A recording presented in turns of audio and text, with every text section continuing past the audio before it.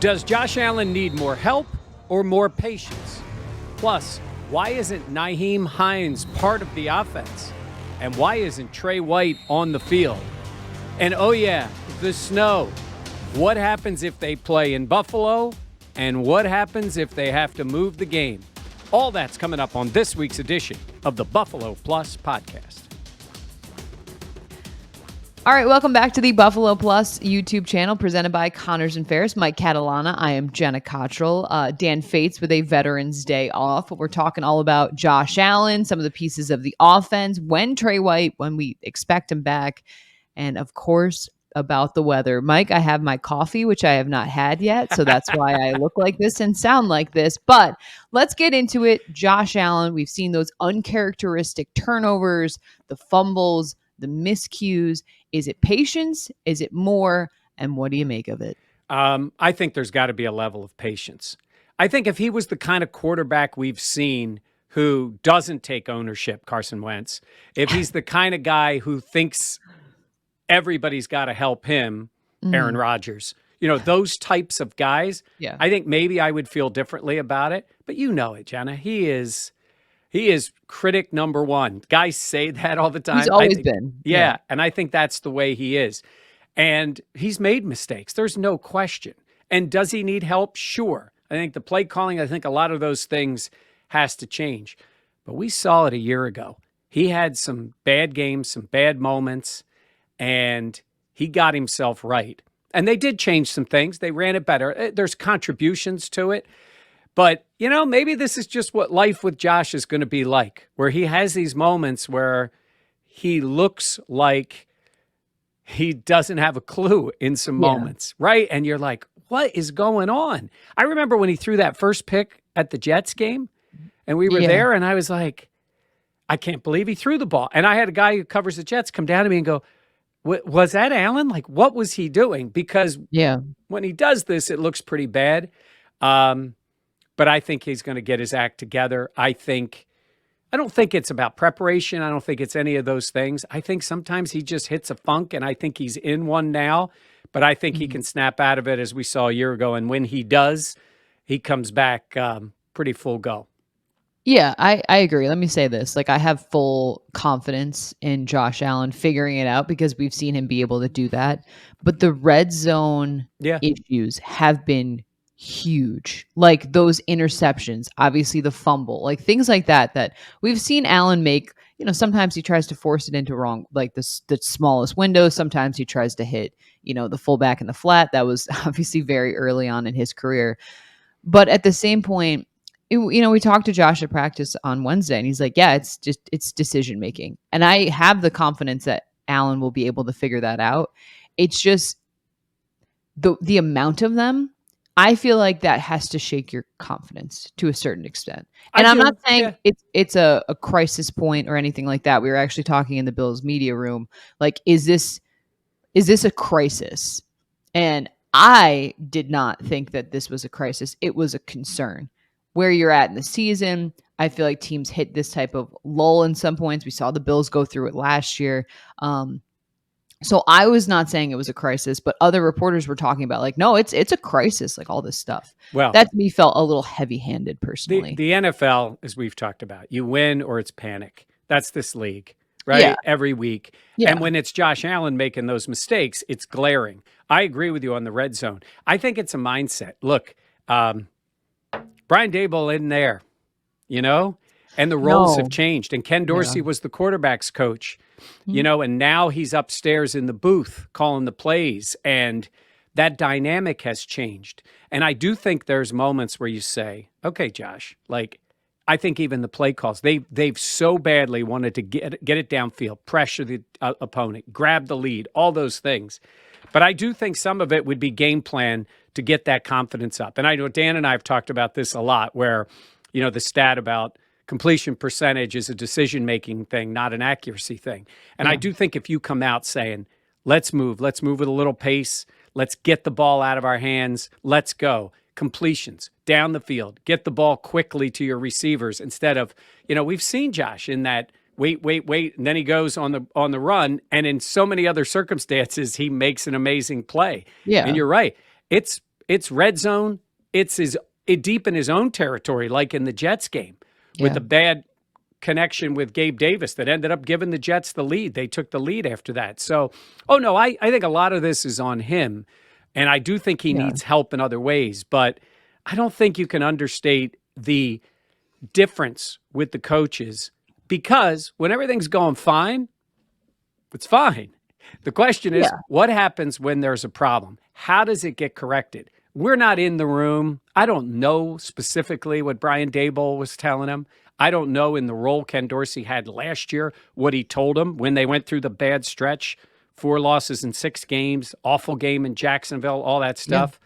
But it was a combination of things a year ago. They did start running the ball and running it effectively. You and I have pushed that against Dan all the time, but they were a good running team at the last stretch of the season, and it helped contribute to the possibilities for the offense. And I think all those things will contribute, but I think a little patience. I think I wouldn't go to crisis until maybe this week. 3 weeks in a row after all this would maybe push you over a little bit. This crisis is like, if there's right now it's a concerning trend. If it's like an actual, like if we're talking in December, then I'm like, okay, this is completely different, a different approach. Are the Bills broken, anything like that? But again, we're not there yet. But I was just laughing at some of the guys because I was like, guys, like you say women are dramatic and you're out here like, it's a crisis. I was like, it's a concern. Absolutely. But I'm not hitting the panic button yet. But I think you bring up some good points about, yes, it's patience, but other guys around maybe having to, I think sometimes Allen wants to, we all think this, he wants to do too much. And we've seen him do the absolute most and be so successful. So sometimes I think, and you heard Dan Orlovsky on ESPN talking about when he was breaking down the Jets film, like sometimes teams are now using Allen's competitiveness against him. They're baiting him into trying to take those explosive plays as opposed to, taking the cheese. Like you've heard us talk about some of those underthrows, some of those like smaller throws that will have shorter gains.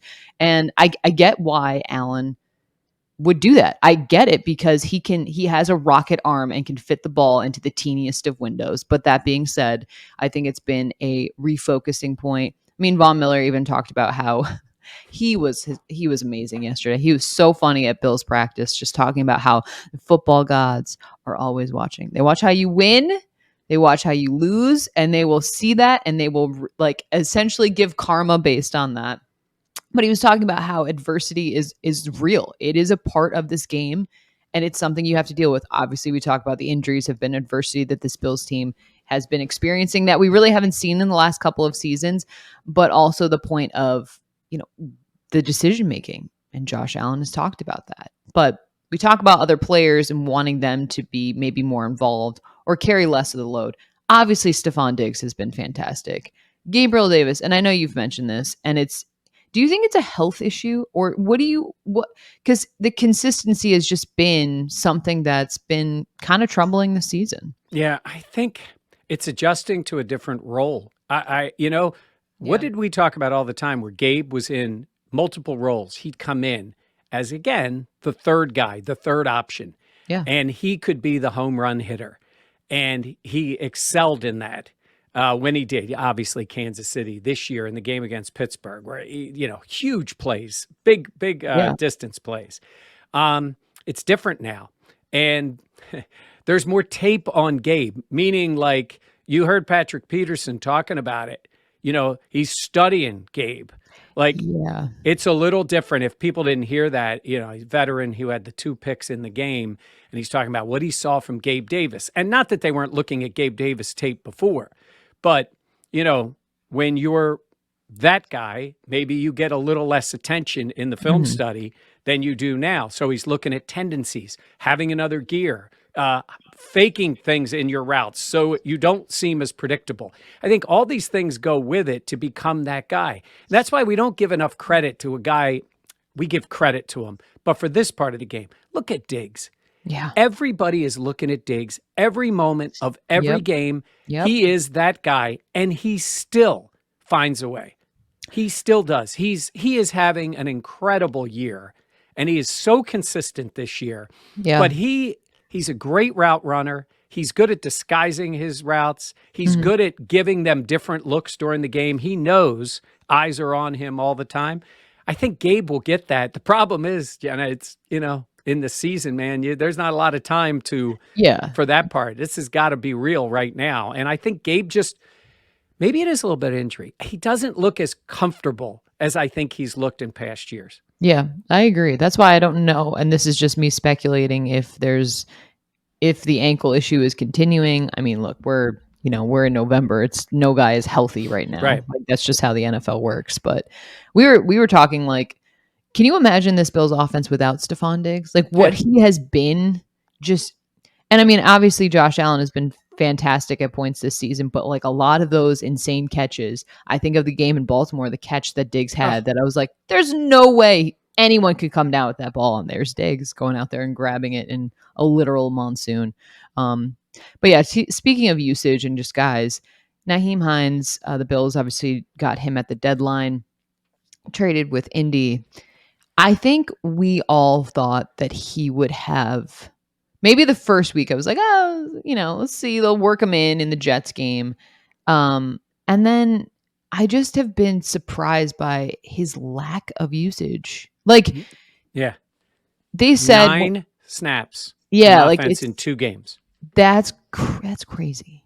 Yeah. And they gave like, I feel like James Cook, like when they traded for him, they're like, James Cook's carries will not be affected. And I was kind of like, yeah, that seems like mouth service, but like it kind of does seem like that's the case. And I don't know if that doesn't really seem like a great thing. I don't know. No. We've heard that maybe he isn't picking up the offense. And even if you listen to Sean McDermott, you know how you can sometimes kind of tell what they're getting at. And it's hard. Mid-season, different offense, different verbiage and all.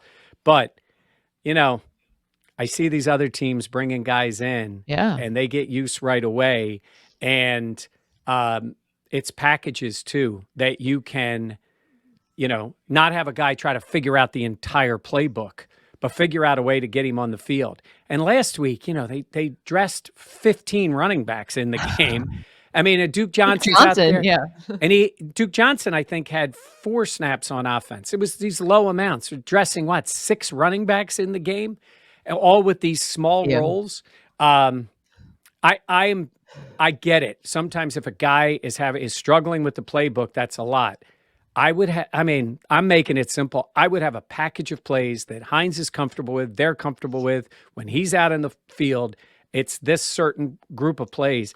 I think he's a mismatch, Jenna. I think he's a guy who can make plays for them, and he's been nowhere for 2 weeks. And I know you said it's only, he just joined the team, but the season moves along. Like, this is why you got him, to incorporate him. And some of that's obviously on him. Some of it's on the coaching staff too. Get the guy ready at least for use. Or give him a cheat sheet of stuff in terms of like those packages, like you mentioned, that can be his go-to. And because like you said, he is a mismatch. He is so effective. He is so explosive. Like, let him do that for you. And he's experienced as well. I mean, it was tough. Obviously, him and Devin Singletary don't have the same skill set exactly, but like the Singletary fumble, like, in that game last week, it's just like moments like that where you're like, that was a tough one on him. I thought maybe he was down. If you saw the replay, there was no true view of the football. So they called it a fumble, and then they stuck with it. I know some people are thinking he definitely was down. I thought his elbow was down, which would have been a nice break for them there. Yeah. But he didn't get it. Singletary looked good early, had 2 rushing touchdowns. I do think their skill sets complement each other. And I'm not saying don't play James Cook. I'm saying I don't know where Hines is in your pecking order here, but such limited snaps. I guess I want to see more of them. And Khalil Shakir's not getting, he's got 15. I think he had 15 snaps on offense. He had 1 catch, 2 targets. I just think he can be an effective player. And some of this is on Josh too, like we're saying. Yeah. Look underneath. Look for the guy when he's open.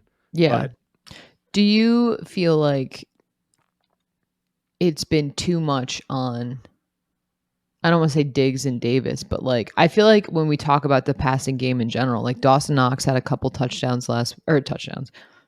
couple of catches last week, but it just feels like something, I don't want to say something's off, but it just feels like out of sync. You look at, I'm not comparing them to the Dolphins, but I think Tua had like completions to 8 different, pass catchers, things like that, where it's like maybe they're not spreading the ball as much as we've seen in the past, and maybe that's also a point. Yeah. I think simplify it and say this. When Josh is confident and they're going, I think it was, I'm trying to remember what game it was.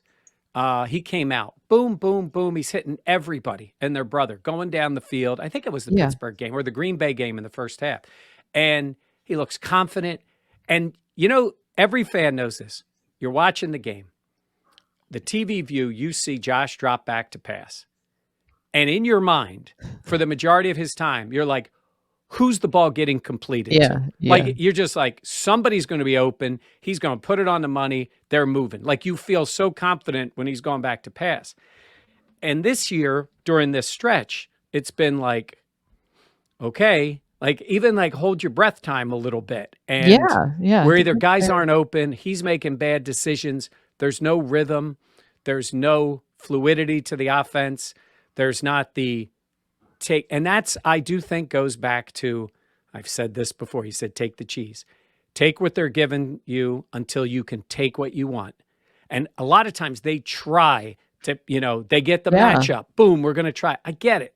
But there's times when it's like, all right, let's get going here. Let's get moving offensively. Let's get them on their heels. And then we'll take the shot down the field. Well, I feel like sometimes it's like they pick up minimal yardage, sometimes first and second down. Then it's always like they need a heroic third down play to, to keep the chains moving. And just, I feel like that's got to be at some point just exhausting. Like you just need to have more competency. And that's not even the right word, but just like you said, like more rhythm, more flow. And look, it's on Dorsey. I mean, it's on Allen. Well, we're not dismissing the Allen part, but this is what you get paid for.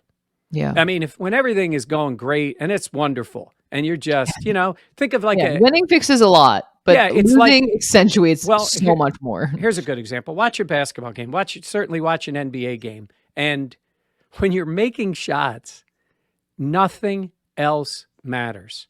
Yeah. Like people sometimes get into a lot of coaching and they're not doing this. When guys are knocking down threes, you're going to win the game. Like it's just really what happens. Syracuse it's when,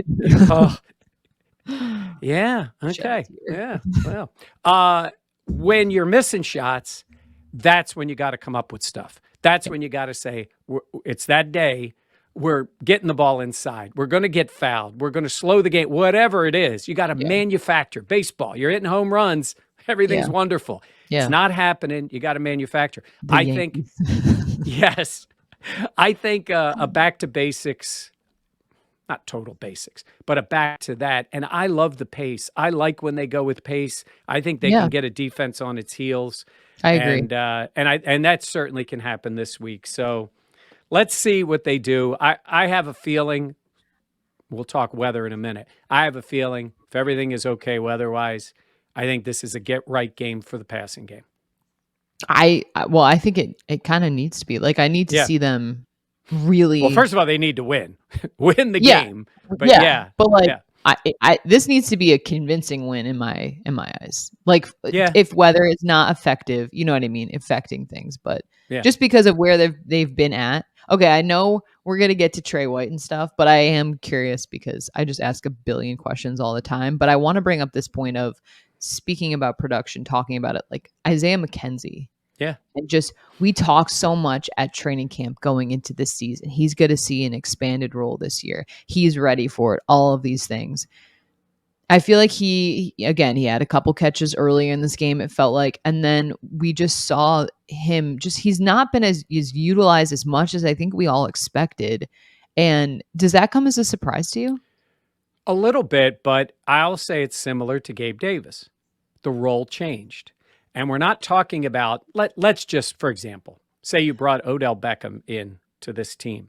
Well, he's played that role. I want them to do that. Yeah, so do I. He's played that role. He goes out there.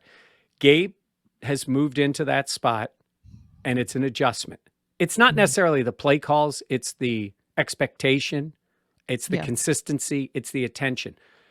Isaiah was a great other player, like gadgets, quick plays. They weren't New England last year. They dominated that game with him in Foxborough because they weren't ready for what he brings. Yeah. That was Cole Beasley, and I'll say this all the time. People always ask, Cole's not playing. He's done. I think physically he's not there anymore. They don't miss. It's not like signing him today does for the offense what it used to do. But when he was healthier and everything was going well, that's a tough role to play, and he was very good at it. Yeah. I think we thought McKenzie would go into that role and be better at it. I think Jamison Crowder was a nice veteran to have there, and losing him in some ways hurt because I think they could have gotten a lot out of him. Yeah. But and so early on. Yeah, and it's adjustment of roles. You're going from, I'm Isaiah, I do this, I do jet sweeps, I do whatever. Now, in the slot, make a play. And again, I kind of want to see more of the jet sweeps. I love the play. Yeah. I think it works. I do too. Yeah. And I think if even if you don't go to that and just having him, you know, like he is fast. Yeah. Like I think we forget, but we've been on the sidelines where we were in Jersey. Yeah. And what was he doing? I can't even remember. We were just like, holy crap, he's fast. Yeah. He's just different that way. Yeah. He and Hines bring speed to the offense. Yeah. They do. So we'll see this week. You know, it's quick. You got this week and then right back on Thursday against Detroit. So neither with great defenses, though Cleveland's got talent. They've struggled, especially in the secondary. Yeah. But neither with great defenses that have been shutting anybody down.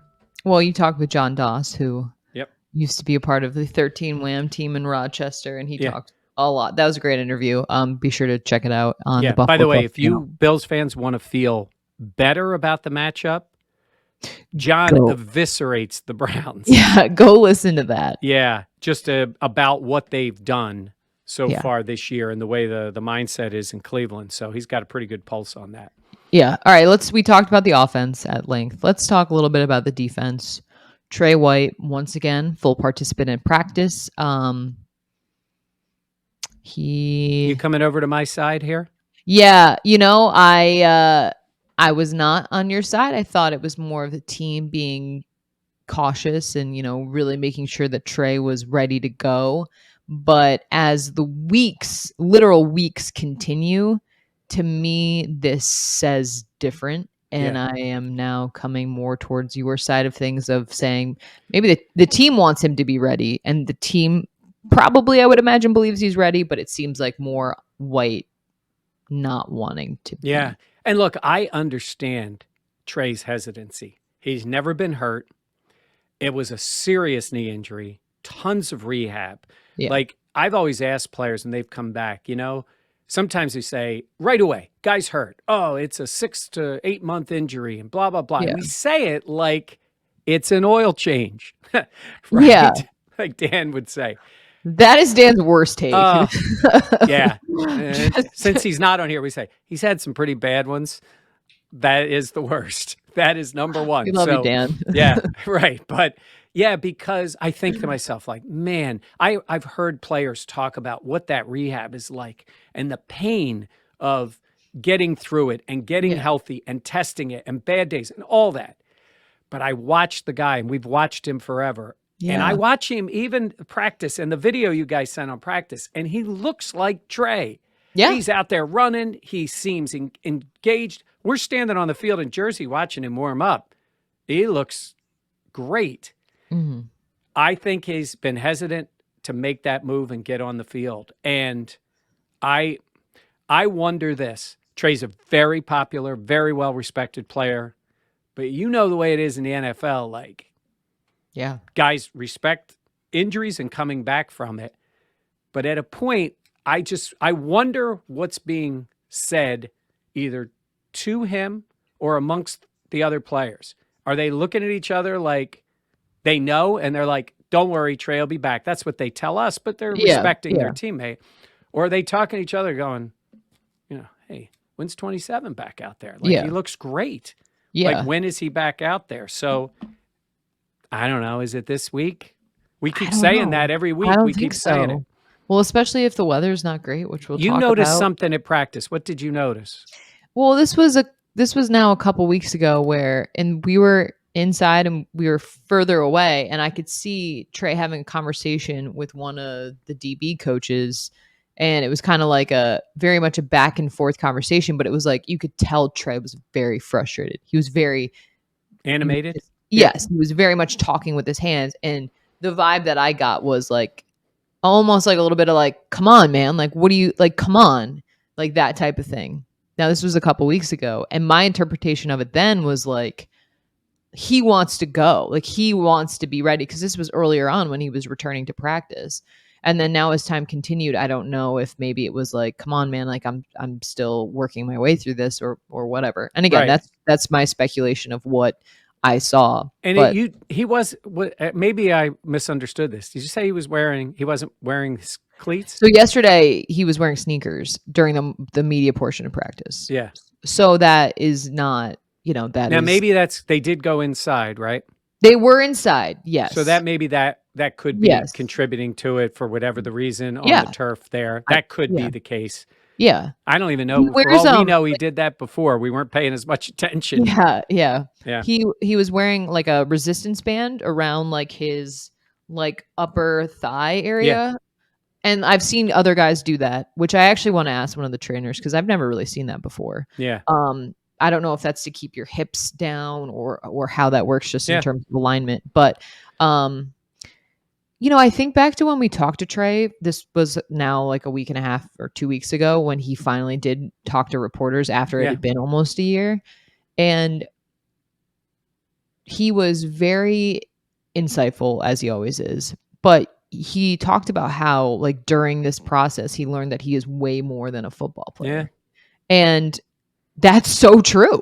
And Yeah. maybe he had like a crucible type moment. I don't know. But at the same point, also, I can imagine as someone who has dealt with, again, breaking news, I've never played football in the National Football League. Yeah, But neither did I. yeah, as someone who has dealt with injuries and have been sidelines before, like Trey White was an all-pro player. Like he is all pro. And the expectations that come with that and mentally being like, I have the expectation here.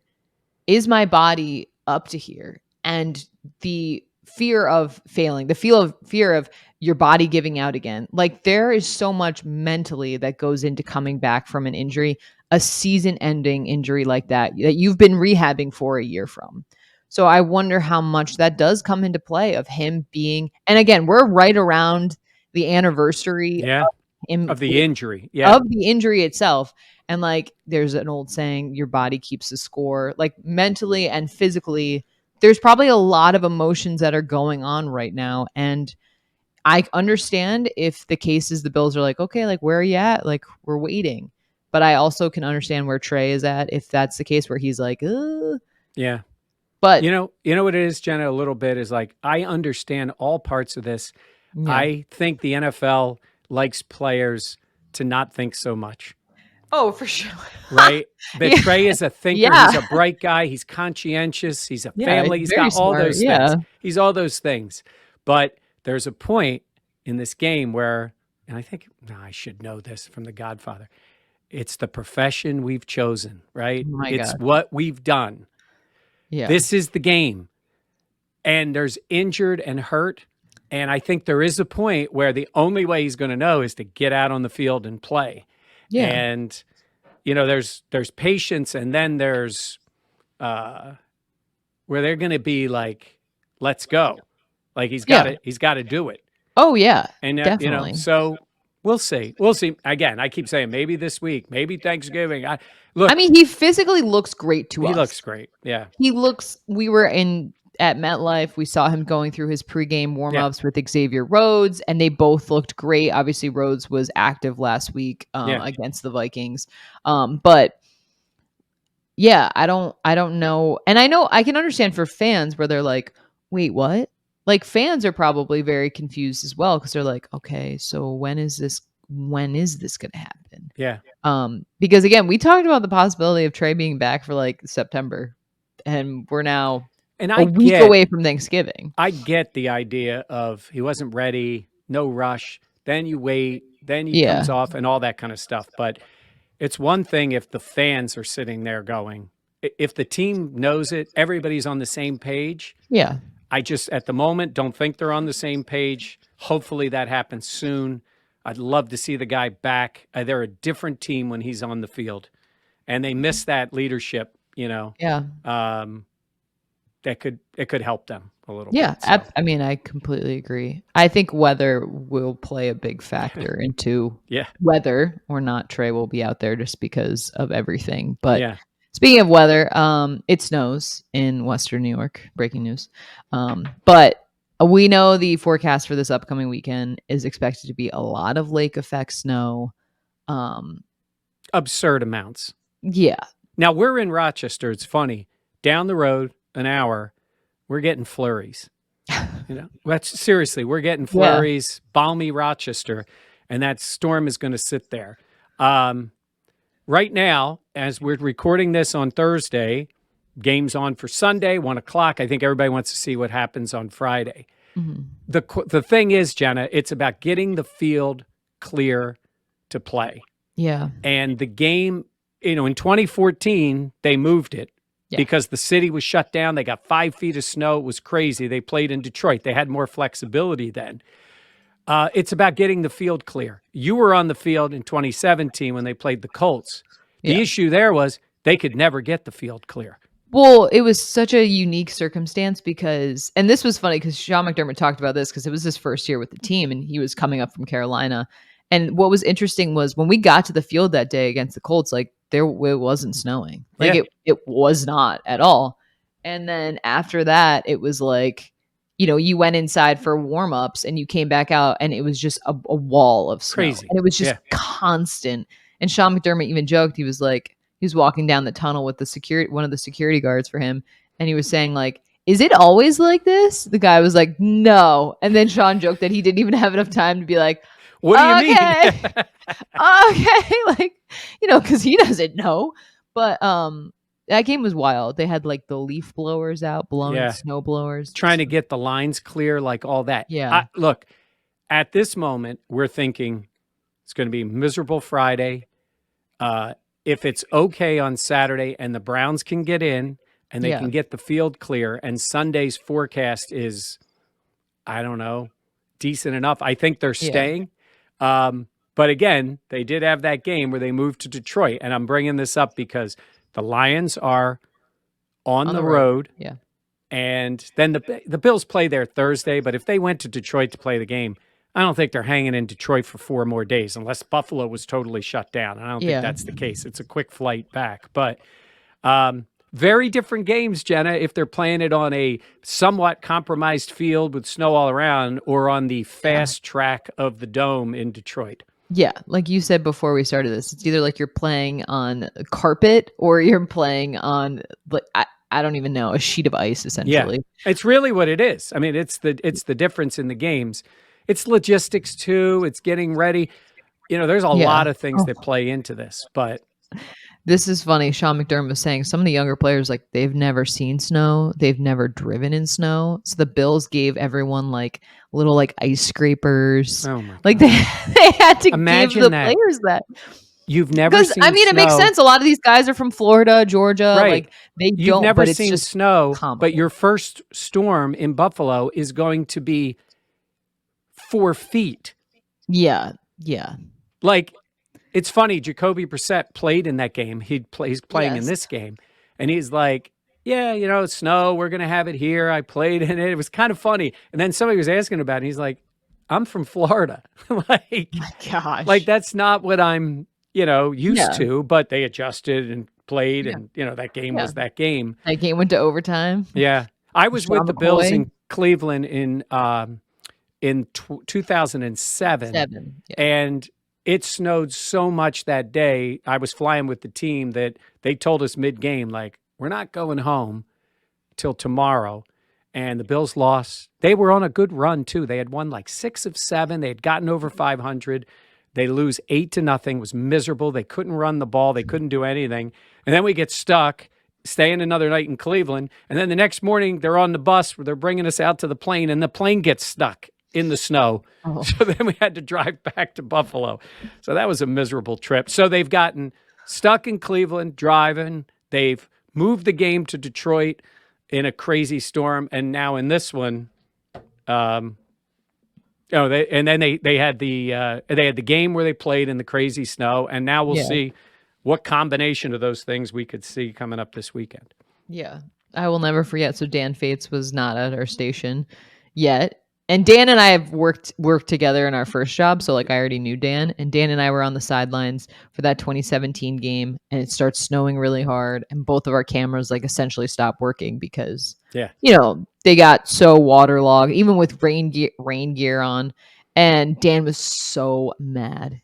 He was like, "Oh my God, now we can't work, blah, blah, blah." And I was like, "Oh, we can't work." Like, I was like, "Oh, we just get to watch the game?" Oh, I thought you were going to say win for Jenna because your camera was working, but oh, my camera did start working at the second half. Yeah, and you got a great shot of LaShawn McCoy's game winner.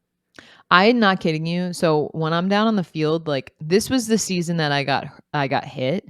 So it was 2017. So I got taken out by Mike Evans. A big year for you. yeah. 2017 is something.